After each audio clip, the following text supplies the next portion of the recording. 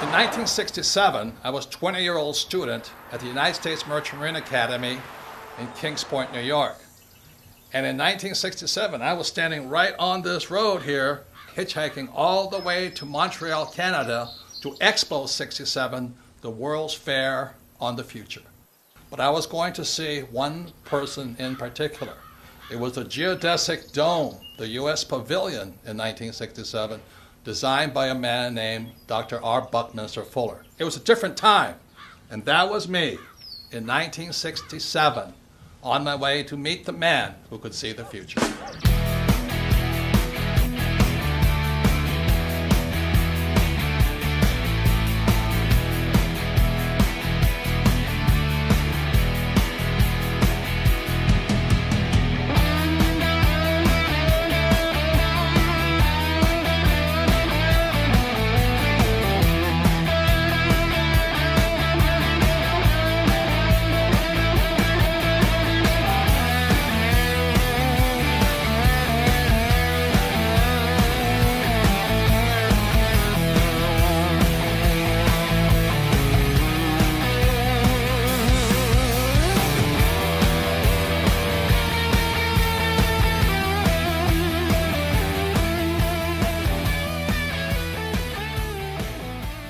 Fuller was a futurist, and he's one of the first persons that systematically defined how you and I can see the future.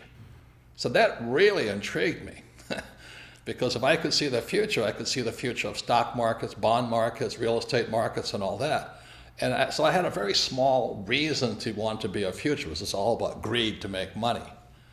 So then in 1981, I had the opportunity to study with Dr. Fuller up in Kirkwood, California, which is near Lake Tahoe. And I spent a week with him up there. And I realized he wasn't looking at the future of the stock market. He was looking at the future of humanity. But the people running our economy, running the world, running our banks, running our politics, have us on a collision course with disaster.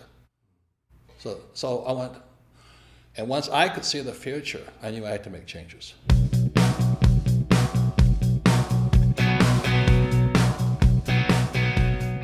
I was in rock and roll. You know, I had bands like Van Halen, Boy George, Duran Duran, The Police, and I was having fun. Man, it was sex, drugs, rock and roll. And I was in my 30s. I thought it was hot life, great life. You know. Then I met Fuller, and then I changed. You know, there's more to my life than just making money and selling hats, wallets, bags, T-shirts, and sex, drugs, rock and roll.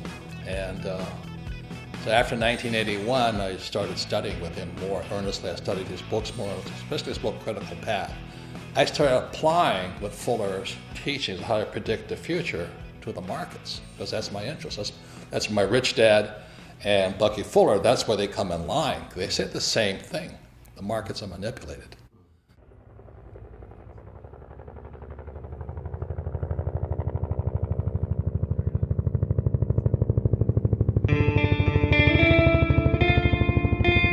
In 1969, I graduated from Kings Point and joined the U.S. Marine Corps and was selected for pilot training in Pensacola, Florida. In 1972, I was flying helicopter gunships in Vietnam.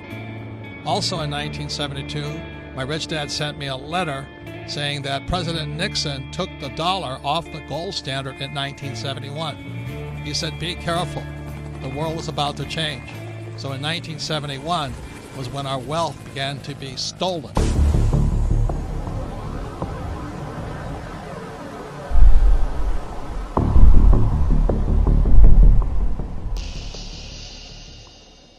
Since 1981, I had the privilege and the good fortune to study with Dr. Fuller 3 times.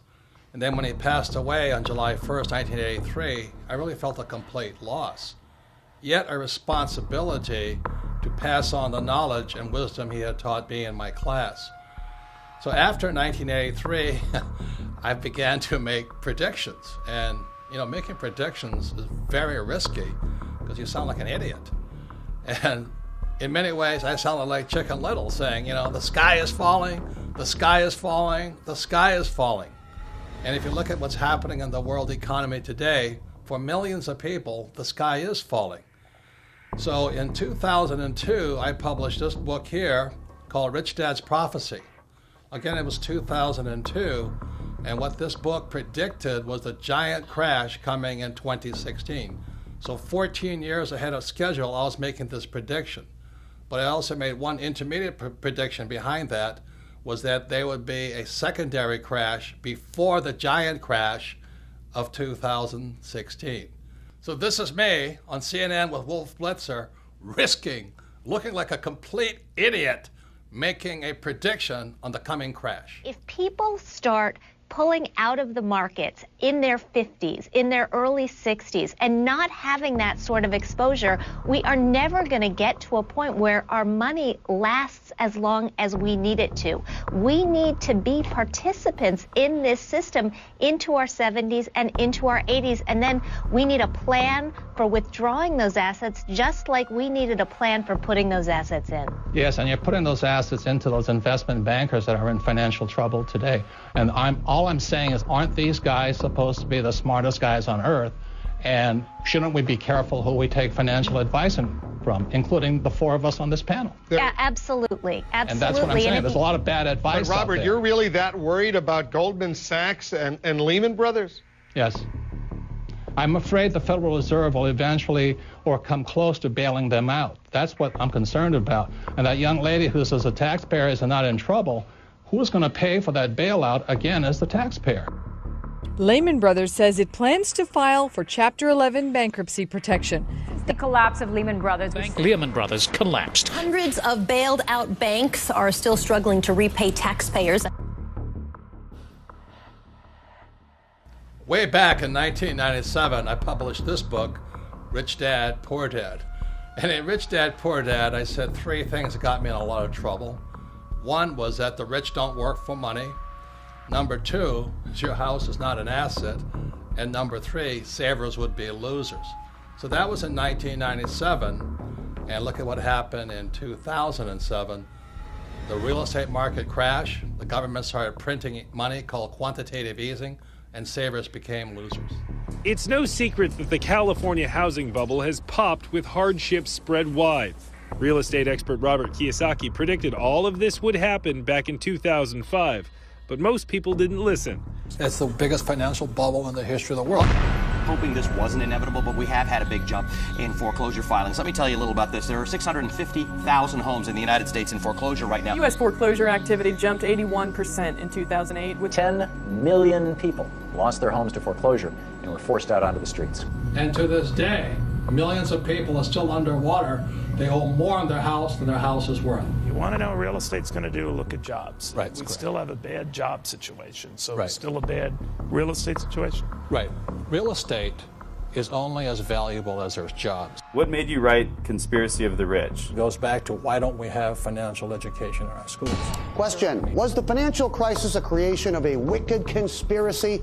A new online book, Conspiracy of the Rich, The 8 New Rules of Money, exposes what author Robert Kiyosaki says is a twisted tale of how the rich control the world economy through, you name it, the Fed, Wall Street, your schools, and the government that supports these entities.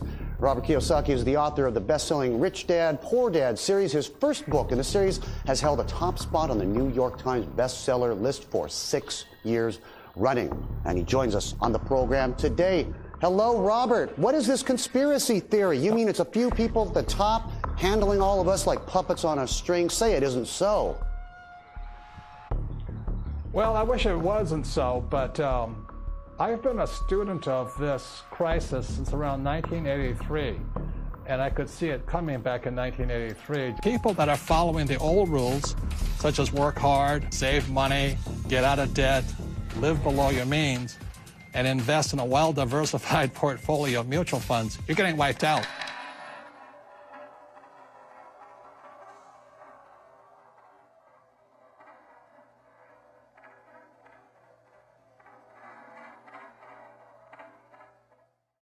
So all coins have three sides. There is no such thing as a one-sided coin. See, all coins have heads on one side and tails on the other side, and the third side is the edge. So in real life, there'll always be people who say you're right, other people who say you're wrong. There's other people who are saying that we should be Republican or you can be a Democrat. See, the intelligent thing to do is stand on the edge. You see, intelligence is found on the edge. The moment you take a side, you say one side is right and the other side is wrong, you become an idiot. And in today's world, we have the battle between the capitalists and the socialists. I say both sides are right, but the most important thing to do is which side is best for you. So stand on the edge, be intelligent, and look at heads and tails. The test of a first-rate intelligence is the ability to hold two opposed ideas in the mind at the same time and still retain the ability to function. F. Scott Fitzgerald. On July 1st, 1983, I was driving down the highway in Honolulu, Hawaii, and it came over the radio, futurist and genius Buckminster Fuller passed away today. And this overwhelming sense of, I had to pull over to the side of the road, and all these cars whizzing by, and just cry. I've mentioned the WinStar project, and one of the gentlemen who's involved in the WinStar project is named Buckminster Fuller. He's a very, very dear friend of mine. I consider the genius of our times. And this is a song that I wrote for Bucky that's part of the new album that I'm out in L.A. recording. I suppose that there are those who'll say he had it easy, had it made in fact before. Because he was what they call the grandfather of the future. John Denver talked about, he was our hope, that he was going to bring about a better world. And so when he died, the question goes, well, who's going to replace him? And thank God I always remember what Fuller said. He says, in 1927, when he was a complete screw-up, he has lost his businesses and all this, he says, what can I do? I'm just a little guy. So as I'm sitting on the side of the road, just mourning the loss of what I thought was the man who was going to lead us out of this mess we're in, I realized he was not there anymore. Then I had to ask myself, what can I do? I'm just a little guy. And in '84, I sold my businesses, quit my job, met this beautiful woman named Kim. My friend Blair Singh and I, now Rich Dad Advisors, we all held hands and we took a leap of faith. Went in and said, I don't know what we can do, but we have to do something. And we were broke for years. But we just kept teaching and talking to people what Fuller says and teaching the same things my rich dad taught me of how you never need a paycheck again and how you can find financial freedom versus job security. That's how strong his love for you and me. A friend to all the universe, grandfather of the future, and everything that I would like to be.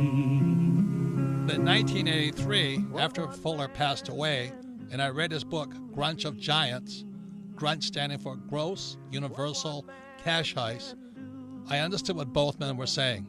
Our wealth is being stolen via our money system. Man can do is change the world and make it new again. Don't you see what one man can do? So the thing I'm upset about is our school system doesn't teach us anything about money and how the ultra-rich are manipulating the system via printing money.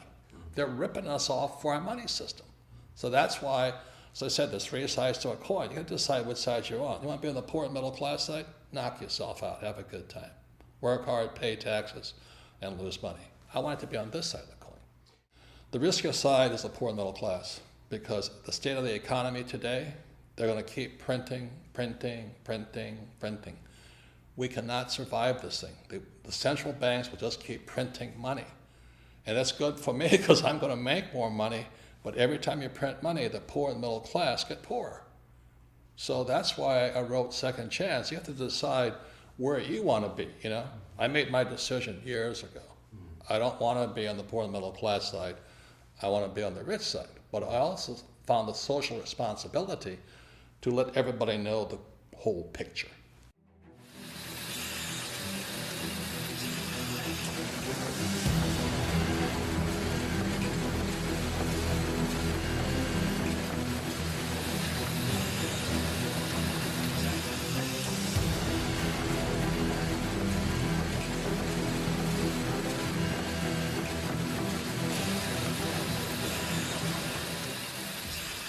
Fuller was not only a futurist, he was a scientist, a mathematician, some call an architect.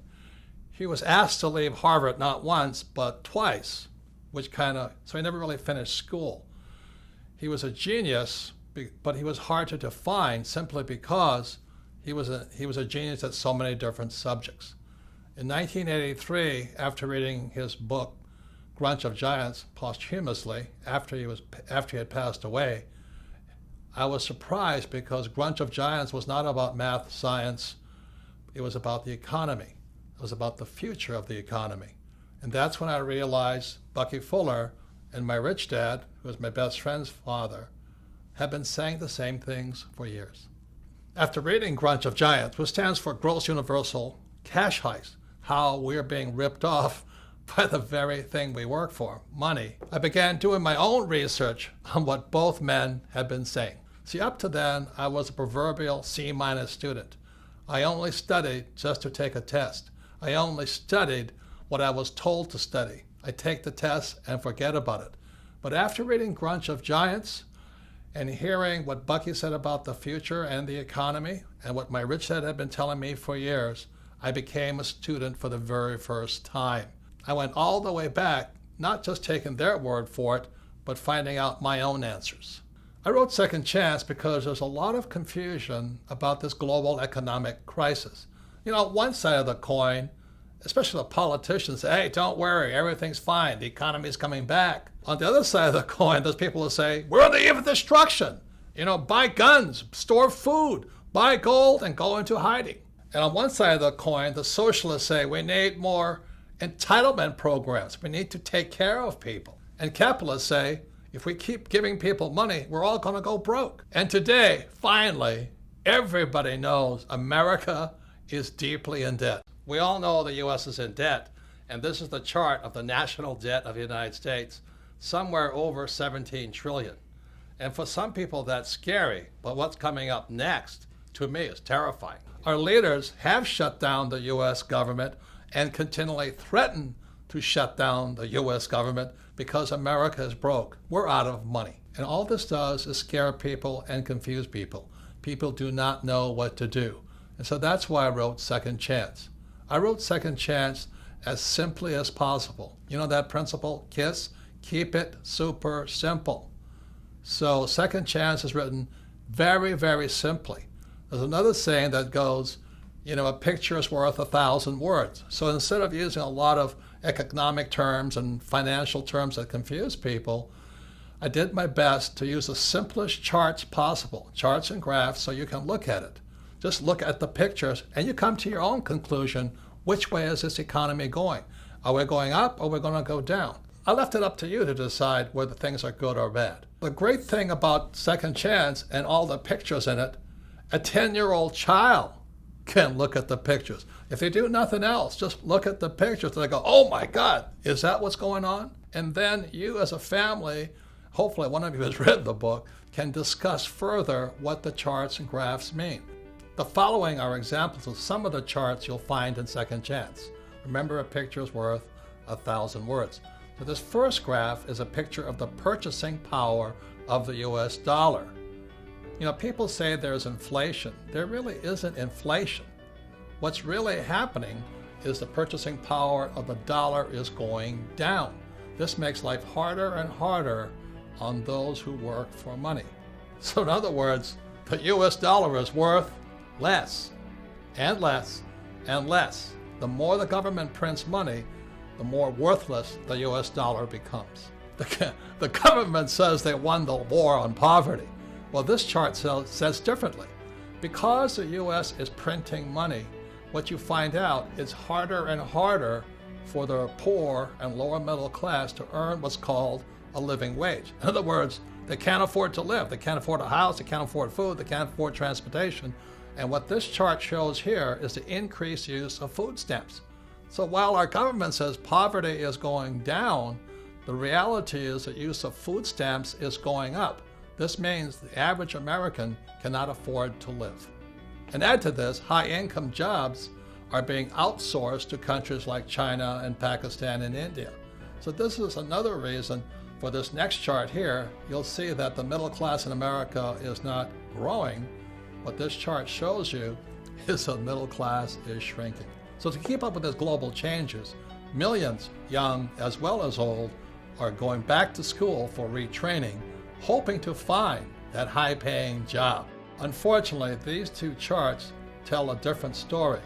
The first chart here is you see the rising cost of a college education. And as you know, millions of people leave school, both young and old, saddled for a lifetime with student loan debt, the worst possible debt of all. Student loan debt is worse than a mortgage, credit card debt, or a car loan. Simply said, student loan debt is debt for life. That is inhumane. How dare we saddle our students with debt for the rest of their lives? It's criminal. So education is more important than ever before, but look at what happens to college graduates. Instead of their wages going up, this chart shows you that their wages are actually coming down. And even worse than all that, you graduate and you learn nothing about money. I mean, the question is, why would you go to school to make less money, come out of school deeply in debt, and learn nothing about money? Doesn't make sense to me. And this chart really concerns me. This is the chart on Social Security. If you look at this chart, you notice just around 2012, the Social Security Trust Fund goes bankrupt. It starts operating in the red. Simultaneously, in 2012, 10,000 baby boomers turn 65 every single day, just as the fund goes broke. How are we going to pay for this? You know, what's going to happen to these old guys? What's going to happen to my generation, the baby boomers? Will the baby boomers, the most affluent generation in history, soon become the baby busters? I'm concerned about my own generation. Worst of all, how are we going to pay for these old guys like me? You know, Medicare goes up, expenses go up. You know, life doesn't get cheaper when you get old. You know, it is estimated that Social Security, Medicare, and other entitlement programs is an off-balance sheet debt of $100 trillion to $250 trillion. Most people do not know how big that debt is. How are we going to pay for this? Print more money? Who is going to pay for this? You? Your kids? Your kids' grandkids? Who is going to pay for this? Are we just going to print more money? And this leads to the next thing that really concerns me. These next two charts shows you what happens when a country prints too much money. Again, as Bucky taught me, to see the future, look at the past. And what you see here is a chart of the German Weimar government between the years 1918 and 1923. The German government, to pay its bills, began printing and printing and printing and printing. So the German economy looked good because the economy was growing with all this printed money. But what happened was it eventually collapsed after 1923. What happened was this: if you were a millionaire in Germany prior to 1918, by 1923, you were a pauper. I'm afraid that's what's going to happen to millions across the world if the United States keeps printing money. So here's a chart of the United States today. It's called quantitative easing. You know, it just keeps going up. The reason they call it quantitative easing, that's simply government speak, government jargon, a way of keeping us confused. Quantitative easing simply means printing money. Notice the similarity between Germany between 1918 and 1923 and the United States today. And so here we are in 2015, and let me tell you, it's spooky. It's a long way down. And when I look back, you know, at the giant crash of 1929, it's very small. So the question I ask you, which way is the economy going? Hopefully my rich dad and Bucky Fuller are wrong, that the stock market will keep going up.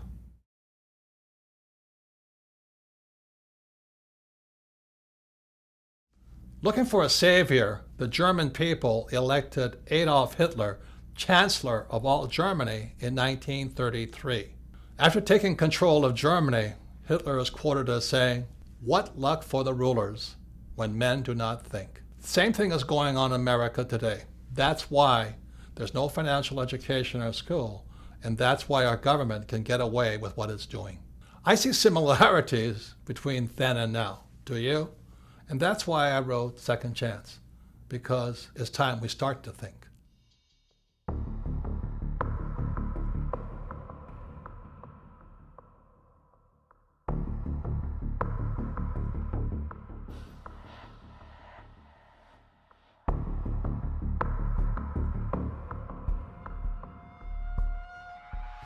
As I said in part 1, in 1971, President Nixon took the dollar off the gold standard, and the dollar became debt, and the U.S. could now print money. I have directed Secretary Connally to suspend temporarily the convertibility of the dollar into gold or other reserve assets. The problem is our education system never changed after 1971. You see what low grade you made on your weekly mathematics test? More than half of you failed. Most of those who passed just got by. Nobody had 100%. And now we have this gap between the rich and everybody else. And this is dangerous. The gap between the rich, poor, and middle class is too wide. And for the first time, the American dream is disappearing. Instead of the American dream where everybody become rich, many people in America and throughout the world are angry at the rich. You know, today some politicians are saying, look at the gap between CEO pay and employee pay. Well, that is the American dream, to get rich. Do you get angry at the Kardashians for making million? Do you get angry at sports stars for making million? Do you get angry at rock stars for becoming rich? Look, if you're going to get angry at somebody, get angry at our school system. Look, this is not an economic crisis. This is a crisis in education, which is why I always ask, why is there no financial education in schools? That's where the gap is caused. You can't give people money and expect the gap to get closer. That's crazy. So this next section, you will find out from me, if I ran the schools, this is what financial education would look like. So now we're in part 3 of Second Chance, and part 3 is about what is financial education. Because you see, education also comes in 3 sides. On one side, you have traditional education, and on the other side, you have financial education.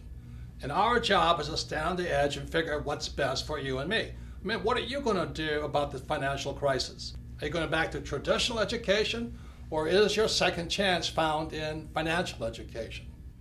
So traditional education is like my poor dad's education, which is go to school, you get a job and become an employee, you save money, you work hard, you get out of debt, you buy a house, and you invest for the long term in the stock market. And that's traditional education. And on the financial education side, which is my rich dad side, it's opposite. And that's what makes it hard for most people, because it's opposite. On rich dad's side, it's become an entrepreneur, somebody who hires employees. You understand debt, because debt makes the rich richer. You have to understand taxes, because taxes make the rich richer. And also you must understand markets. Yes, you must be able to make money when markets are going up and markets are going down. See, my concern is if there is this large crash coming, if markets come down, it's going to wipe out these guys on the traditional education side. So the question for you is, which side is best for you? For your second chance, is your second chance going to be found going back to school, traditional school, and getting a high-paying job, or being on the financial education side and learning to have money work for you? Which is best for you? So actually, financial education can be pretty easy. My financial education began when I was just 9 years old. It was when my rich dad, who was my best friend's father, he would teach his son and I about money playing the game of Monopoly. And we all know the great formula for Monopoly. It's 4 greenhouses, 1 red hotel. So I would play, rich dad, his son and me, we would play Monopoly all day long, and then I'd go home. The difference was my rich dad was kind of talking to us, teaching us to think like rich people. He was like a teacher, a coach, and a mentor as we played Monopoly. And then I'd go home to my poor dad, and he'd say, "What you been doing all day?" You know, I'd say, "Well, I've been playing Monopoly." "Ah! What a waste of time. Go and do your homework. Because if you don't do your homework, you won't get good grades, and you won't get a good job." So that's where my financial education began. See, my poor dad's a great man. He graduated from the University of Hawaii in less than 2 years. He went on to Stanford, University of Chicago, and Northwestern, ultimately getting a PhD and becoming the head of education for the state of Hawaii. So he was academically smart, but he had no financial education.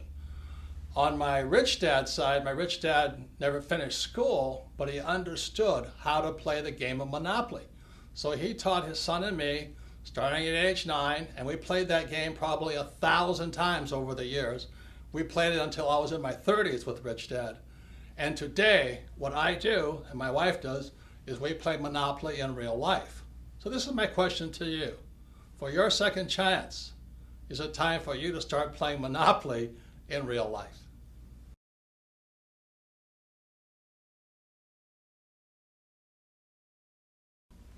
So behind me is the cash flow quadrant. It is book number 2 in the Rich Dad series. And the cash flow quadrant is a very important book. And again, you're going to find out things are opposite. See, on one side of the quadrant, you have E and you have S.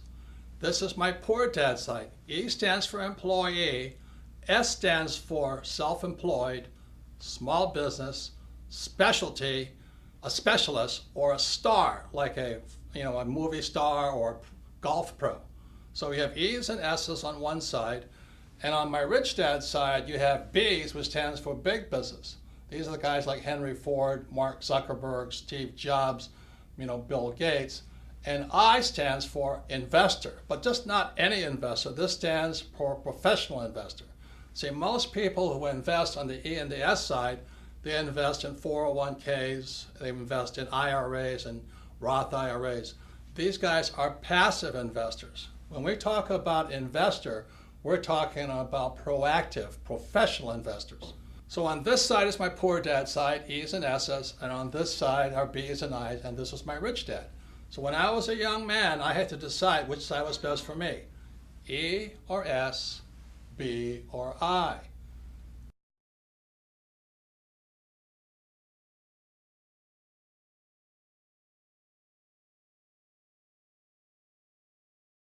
So this is a very important subject now. It's called taxes. Now, most people hate paying taxes. So let me ask you this question. You have E's, S's, B's, and I's. Who pays the most taxes? Okay, so on the E's, and this is true throughout the world, it's about 40%. So if you're an employee, a major part of your paycheck goes to pay taxes. And that's how your wealth is being stolen.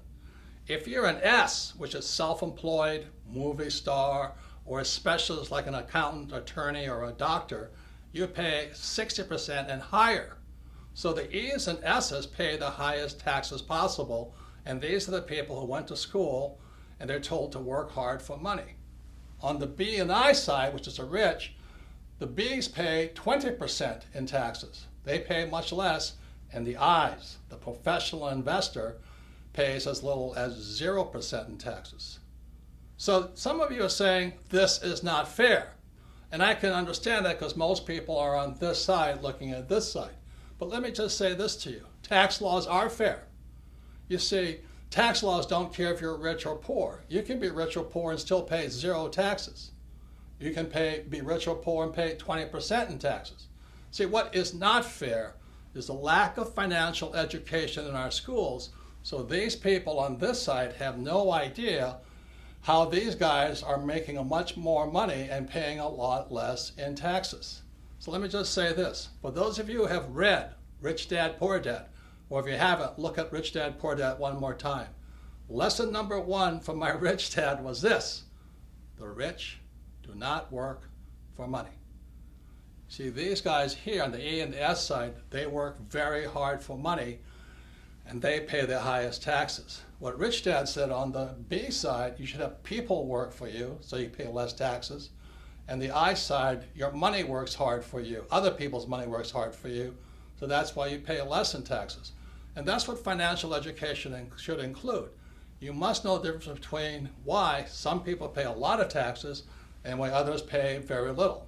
So my question for you is this: which side of the quadrant is best for you for your second chance? Second Chance is an in-depth learning package, primarily for people who want to know more about the B side and the I side. And if you see this bug back here, this is called the Rich Dad Radio bug, because you are who you hang out with. You know, if you're an idiot, you hang out with idiots. And if you're a crook, you hang out with crooks. And if you're a rich person, you hang out with rich people. So the Rich Dad Radio bug here means you can learn more if you want to learn more from people who are really doing the real thing. You see, the reason most people struggle financially is they take financial advice from salespeople. They're called, stockbrokers, real estate brokers, and insurance brokers or financial planners. As my rich dad said, the reason they're called brokers is because they're broker than you. They need your money. So when you see this bug here, it's called the Rich Dad Radio, and it's in Second Chance, and you can listen in. You can drop in on conversations between really successful so-called rich people who are doing the real thing on the B and the I side. For example, if you want to learn more about how the rich pay less in taxes, the Rich Dad Radio bug has a conversation with my tax advisor, Tom Wheelwright. If you want to learn how debt makes the investor richer, listen in on that conversation. They're about 45 minutes long. They're just great information packets. You just drop in and listen to what rich people are really saying. And for those of you who have young people, we have my friends Donald Trump Jr. and Eric Trump, sons of Donald Trump the Great, and they talk about how their dad did not spoil them, but trained them to be entrepreneurs, not employees. So this Rich Dad Radio bug is part of your in-depth learning package included in the book Second Chance. Remember, you are who you hang out with. Birds of a feather do flock together. So in 1994, Kim was financially free.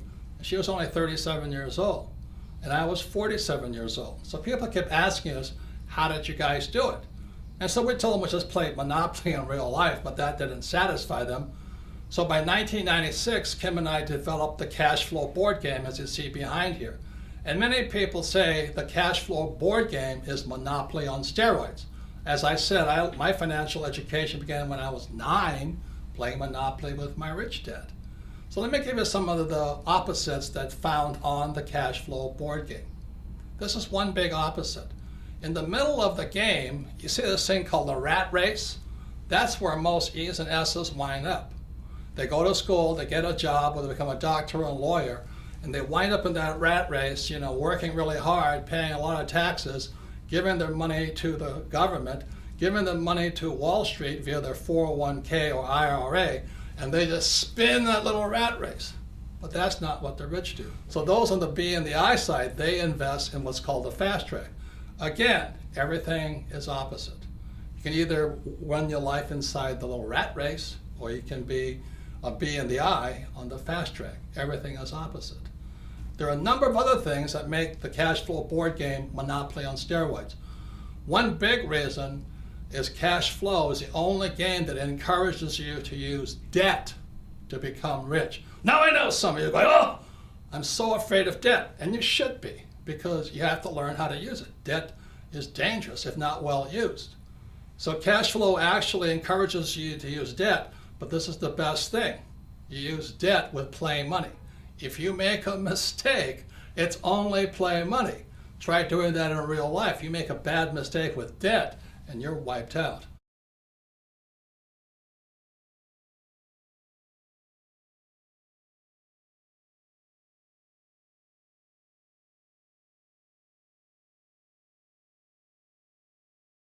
This is the most important part of the cash flow game. The cash flow game, again, Monopoly on steroids, is the only game that teaches you to use a financial statement. Now, 99.9% of all kids leaving high school have no idea what a financial statement is. Can you imagine that? You see, on my poor dad's side, the E and the S side, my poor dad says, oh, you have to have good grades. So when you're in school, your report card is A, B, C, D's, and F. So my rich dad on this side said, on the B and the I side, your report card is called a financial statement. So many people leave school thinking their report card's the most important thing. They have a 4.0 or 2.0. Who cares? What really counts is your financial statement. Now, if I was to grade our political leaders on their financial intelligence, I would give them an F. That's all the politicians, from the president on down. They should be fired for running the economy into the ground. And what about all the bankers who really cheated a lot of people? they should get an F. You know, they're the people that actually tell you to invest for the long term in savings and in the mutual funds. They should get an F for bad information. And what about the school system? Now, I'm not blaming the teachers, but the academic system of America, if they have a financial report card, I'd give them an F also, because they're failing to educate people and prepare young people for the real world. Remember, the banker wants to see your financial statement. But the people on this side, they're still living in the past. Oh, I'm an A student, you know, I have a 4.0 average. Well, your banker doesn't care. Your banker wants to see your financial statement, because your financial statement is your report card when you leave school. But if 99% of high school kids have no idea what a financial statement is, no wonder we're in economic trouble. Couple more things. When you look at the financial statement, you'll see over here it says income. E's and S's always want, oh, I want a high-paying job. I want a high-paying job. They want income. What makes the rich richer is they focus on the asset column. It's the asset column that makes the rich richer. So the beauty of playing the cash flow game as many times as possible, it's like the fundamentals. It's training you to think like a rich person and think about acquiring assets, not high-paying jobs, which are taxed. So this is some of the most important things about the cash flow game, is your focus will be on assets, not income. And it'll train you to think like a rich person, not a poor middle-class person who wants a high-paying job. So this is the power found inside the cash flow game. Kim and I designed this game in 1996 to have people teach people. I'm telling you, this works. This is what Kim and I did to retire in less than 10 years, because we focus on assets, not a high-paying job. The cash flow game can do the same thing for you, to train you to think like a rich person, not like a poor middle-class person looking for a high-paying job. For those of you who are considering a second chance in the B quadrant or the I quadrant, I'd like to introduce you to my sweetheart Kim, because the B quadrant and I quadrant is not for everybody. But this is my sweetheart. The smartest decision I've ever made was getting married to Kim. It's a blessing, almost 30 years now. Almost 30 years. And when I met Kim, she was an employee in an advertising agency. But I was most impressed was you were going for the B quadrant. Yes. And you had a little network marketing business. Yeah, I knew very early on I did not want to be an employee. I didn't really know what the options were. Because I was always around employees growing up, but I got introduced to network marketing while I was working in advertising, and I thought this would be a good idea for me to start to learn what it is to be a business owner. So I got set up with this network marketing company. I was representative, and it was a great, great, great learning experience for me and to what it takes to be an entrepreneur, because if I didn't make the sale, I didn't get any money. And I had to get very creative on how I was going to sell, because, of course, like most network marketing, you go to your family and friends, and that runs out pretty fast. So then you've got to go find new customers. So I would set up my little salons at fitness clubs and different places throughout Honolulu, and I would continue to sell. And I'd also learn how to sell and what worked and what didn't work. But it was probably one of the best business trainings I could have had early on. And you had to teach other people how to sell in a role. Exactly. Yep. You had to teach others. You had to learn about leadership. So network marketing for me was a great way for me to discover if I wanted to become an entrepreneur. And so when I met her 30-something years ago, I said, man, she's got beauty, she's got brains, and she loves business. I do love business. And we've become business partners for 30 years now. I wouldn't be here without her today. And she and I developed the cash flow board game. For those of you who want to find out if you want to be a professional investor versus a passive investor, if you're tired of 401ks and IRAs and Roths and all that other stuff, that's what we developed the cash flow game for. Yes, and so we developed the cash flow board game basically to teach people what it was Robert and I did to become financially free. Yes, so we recommend network marketing if you want to move into the B quadrant, and for those interested in becoming professional investors, check out the cash flow board game. So I actually have a business degree, a college degree in business, but I have to say, getting into network marketing, I learned more about what it takes to be an entrepreneur than I ever learned in my 4 years of college. So once again, education is more important than before, but as you can see, there's different types of education. There's traditional education on one side and financial education on the other side. Well, the same is true with learning. There's more than one side. And back in 1969, educational psychologist Dr. Edward Dale, again in 1969, created this thing here called the cone of learning. And on the cone of learning, you'll find out there's more than one way to learn. When you look at the bottom of the cone here, what you'll find, there's two ways of learning. There's reading and then listening to words or listening to lecture. This is my poor dad's way of learning. To me, as a kid, it was boring, boring, boring. At the other end of the cone of learning, you'll find the best way to learn is to do the real thing, but just below that is a thing called simulation. Simulation is another word for games or practice or simulating doing the real thing. So at the top of the cone was the way my rich dad taught me. At the bottom of the cone is where traditional education or my poor dad tried to teach me. So what Edgar Dale, again, Dr. Dale in 1969, educational psychologist, found out that reading, you retain the least, less than 10%. And then when you listen to lecture, it's about 20%. So that's why in school, so much of the time is I would attend class and listen to the lecture and forget everything. So once again, it's more than two ways to learn. At the bottom, these are the A students. And a lot of times at the top, these are the C students or D students. How many of you have met people who are really smart in school, but they can't do the real thing?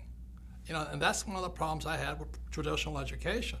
They give you all the answers, but these people aren't that bright. They don't know what to do. They can't do much. They're afraid of making mistakes. So that's the bottom of the learning curve that Dr. Edgar Dale found out, and the top. Now you move up to the next level. The next level is looking at pictures. And one of the reasons I did Second Chance in so many pictures is to improve your retention, to improve your learning, and that's up to about 30%. Now moving above that is you watch a movie.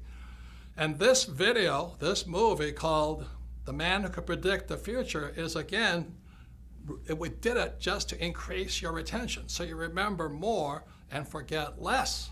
So moving up the cone of learning, you have this thing called participating in a discussion. And that's really high up there. And the reason we have Rich Dad Radio, the bug, so you can go inside Second Chance, is you can participate by dropping in and listening to discussions from real people who are doing what they talk about, who know what they're talking about. And up at 90% is a thing called simulation. And that's where games come from. The reason I learned so much from my rich dad was because my rich dad used a game of Monopoly. 4 greenhouses, 1 red hotel. I retained a lot. I learned a lot.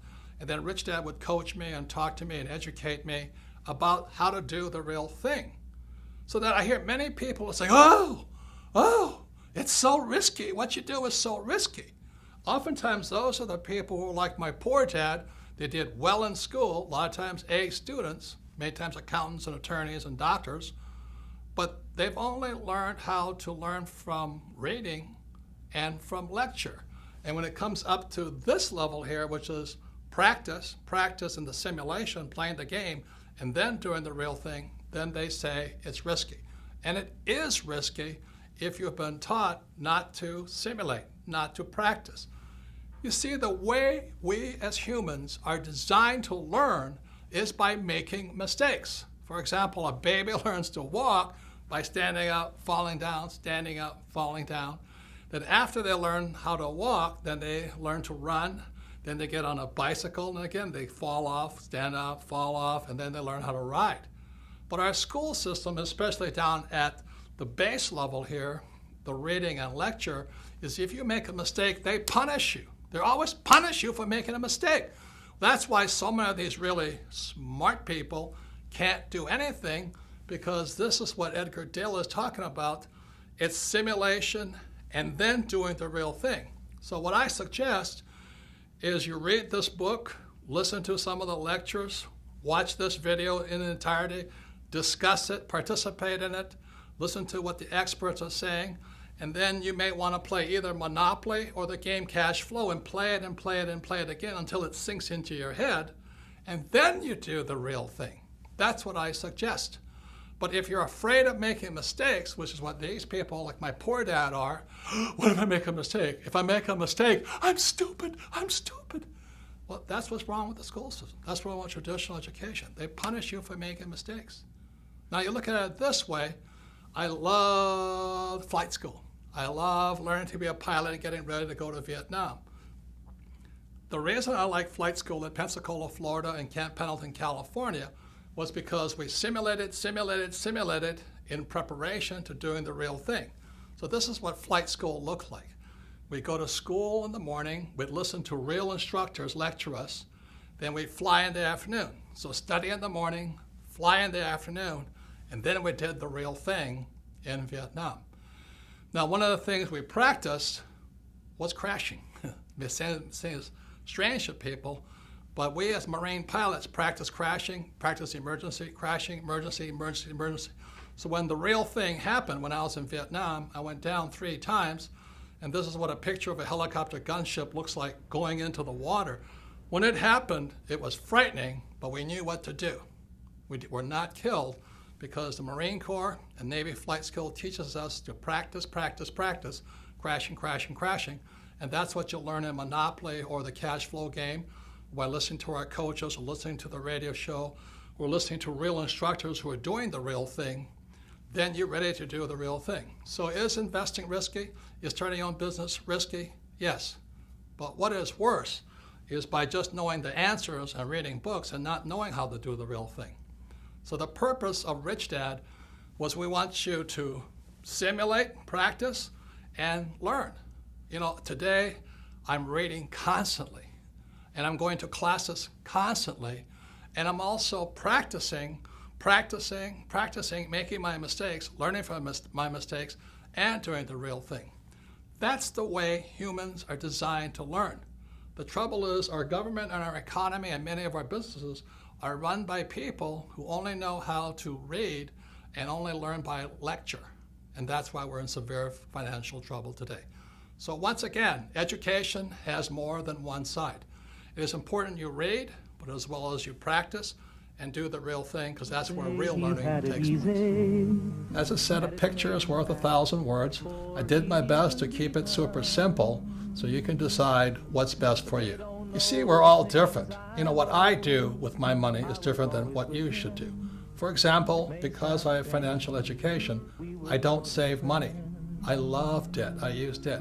I understand the tax law, and I don't invest for the long term in a 401k in the stock market. I won't do that, but it might be the best move for you. So again, when you read Second Chance, you can sit there and look at it and go, well, what's next for me? Since most people have no financial education in our schools, most people have to wait to be told what to do. Second Chance gives you the opportunity to decide what's best for you. What one man can do. So in 1983, after Dr. Fuller passed away, I had to ask myself, what can I do? I'm just a little guy. But then I realized what I could do is teach the world what my rich dad taught me. So my question to you is, what can you do? Don't you see what one man can do? As shaded as his eyes might be, that's how bright his mind is. That's how strong his love for you and me. A friend to all. As we all know, 2016 will soon be upon us. We have about a year and a half to find out if Rich Dad's prophecy and Bucky Fuller's predictions will come true. Let's hope they were wrong. Yet as you all know, if you saw in part 1 on CNN with Wolf Blitzer and Bloomberg and other TV stations, I did get it right. As predicted in Rich Dad's prophecy, there would be a preliminary crash prior to the giant crash of 2016. And that preliminary crash came in October 2007 when the Dow hit 14,000 and headed down and led to the crash and economic crisis we are in today. The crash of 2007 was a warning. It was meaning, get prepared. Unfortunately, Grunch is not making any changes, but the good news is you can. So that's why I wrote Second Chance. There are things that you can do to not be a victim of the coming giant crash, whether it comes in 2016 or a few years later. But it is coming. See, crashes can be good because crashes, like a coin, has three sides. You know, you can stand on the edge and look and say, well, which side of this crash do I want to be on? You know, on one side, the crash will wipe out millions of people, just as the crash of 2007 did. On the other side, you can look at what the smart people are doing, is you can say, oh my God, this is my chance to make tremendous headway. I can get rich instead of get wiped out like everybody else. So again, a crash has three sides. Your job is to decide which side do you want to be on. You want to be on the side that gets wiped out, or you want to be on the side that makes fortunes because of it. See, the good news is, after 2007, many companies and many individuals started making changes. They said, look, we got to do something different. So those people, when the next crash comes, again, be it 2016 or a few years later, they'll be stronger, better, more prepared to do very well when that crash comes. So the good news is, in a crash, you can get richer much, much faster. I mean, after 2007, I thought I died and went to heaven. It was a wonderful time, except unfortunately, millions of people got wiped out because they didn't know what was coming.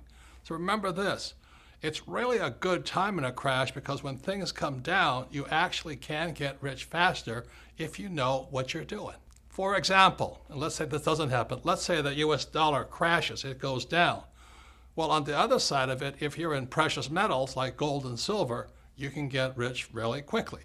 That's how crashes work. Another thing, if the dollar crashes, savers will be losers, but debtors will be winners. That's what we're coming up against in 2016. And if there is a crash in 2016, unemployment will go through the roof, which is bad for most people. But what will happen also is millions of people will want to join a network marketing company, or they'll finally want to learn to be entrepreneurs rather than employees. So there's good and bad, always three sides to every coin. So let me explain to you what's happening. On page 319 in Second Chance, you will find out why savers are losers. But let me add another layer of expertise to you. So let me get my flip chart and I'll explain to you why savers are losers today. So now don't check out on me right now. I know this may look a little confusing, but I promise you I'll make it as simple as possible. But this is how grunge is ripping off people today. This is what my rich dad saw back in 1971 and Bucky Fuller saw, which he wrote about in 1983. So this here is an equation called the exchange of money. Again, don't check out on me, hang on, but you'll understand how how grunge rips you off if you save money. So this M stands for money supply. Now why that's important is because after 1971, they could print as much money as they liked, okay? V stands for velocity, how fast your money is moving. So people who save money and people who invest for the long term, ILT, their money has no velocity. That's why savers are losing. They're printing all this money and your money is sitting still. Now, what the banks have to do is they have to give the money to people like me who are in the B and I quadrant. These are the E's and S's. These are the B's and I's. So your money is not moving. They really do not need your money. What they need are people like me to borrow money, because the only way the bank makes money is they give money to me, I borrow it, and I pay them a little bit of interest. So this is amount of money, money supply, this is velocity of money, and after 1971, they didn't need your money. Now, this equation is really important here. It's P times Q, sometimes called price and quantity. In other words, they call this nominal GDP. The reason Fuller and my rich dad could say you're getting ripped off is because this now in America is moving to China, Pakistan, India, Africa, Mexico. In other words, our production is being moved overseas. You remember when I was a kid, Ford Motor Company had human beings, making cars. Today, they're robots making cars. They don't need you. And where are those robots made? Those robots are not made in America. They're made in China, Pakistan, India, Mexico, which is good for those countries. God bless them. But unfortunately, every time you want more money, P stands for price, the big corporations like Nike, like Apple, like General Electric, they just move the jobs offshore. So that's what's really wiping out people today, is that you want more money, they're going to move offshore. And that's what's really killing people today. So if you don't understand this, don't worry. Part of it is inside Second Chance. But this is the equation. After 1971, they don't need your money anymore. That's why they don't pay any money for your savings. They don't need it. But they do need people like me who can use debt. And what the grunge is here is they're just the big corporations. They're not really U.S. corporations. You know, that you think Apple is a U.S. corporation? It's not. You think General Electric's a U.S. corporation? It's not. You think Nike is a U.S. corporation? It's not. So you sit there waving the American flag, but our jobs and our factories are going overseas. And so what they tell you to do is to save your money, invest for the long term, and you're getting screwed because your money is not moving. So let me give you one more example of what's happening with your money like this. Let's say I had a restaurant, and in a night, I serve one setting of tables. One set of customers come in. I make X amount of money. But what velocity means, you want to serve 2 sets of people, 3 sets of people. And that's what velocity means. If your money is parked in a savings account or in a long-term, investing for the long term, you're getting screwed. You're getting screwed because your money is not moving. There's no velocity. So on page 319 in Second Chance, I write about what I do. I'm not recommending that you do it, but what financial education allows me to do is I keep my money, but it's not really my money, it's your money moving. And that's one reason the rich are getting richer. And again, this is how Fuller and Rich Dad could predict that your wealth was being ripped off by the biggest banks, our corporations, and our school system. So this is the thing called the velocity of money. Your money is not moving. That's why you're being ripped off, because they keep printing more of it. And if the stock market crash, the people who don't move their money get wiped out. So if you don't understand this, don't worry. 99.99% of the people don't. In fact, the economist in my economics class who taught me, they didn't understand it either. They don't understand this because most economists, they save money and they have a retirement account. They have to be an investor, a B or an I, to understand this. So if you don't understand it, the reason this video is made available to all of you is sit down with your friends, 2 or 3 friends. Watch this video. Discuss this. Discuss the whole video. Do it 2 or 3 times because repetition is how we learn. Every time you watch this video, you'll learn a little bit more. So if you don't understand this, don't worry about it because the economist who taught me this when I was in business school, he didn't understand it either because he saved his money and he invested for the long term in the stock market. And what the rich are doing is to keep the speed of their money, the velocity of their money up. Please discuss the number of times and you'll see a whole nother world. So the people that pay the highest taxes, again, are employees in the E quadrant, self-employed in the S quadrant, savers, and employees with 401ks. These are just examples of the ways grunge rips us off, steals our wealth, just because we have no financial education in our schools. That's criminal. If Fuller's predictions are true, the next 20 years will not be like the past 20 years. So for those of you who think your job is safe, think again. For those of you who think your savings are safe, think again. And for those of you who think your college education will save you, think again. The next 20 years will be unlike anything like the past 20 years. So be prepared.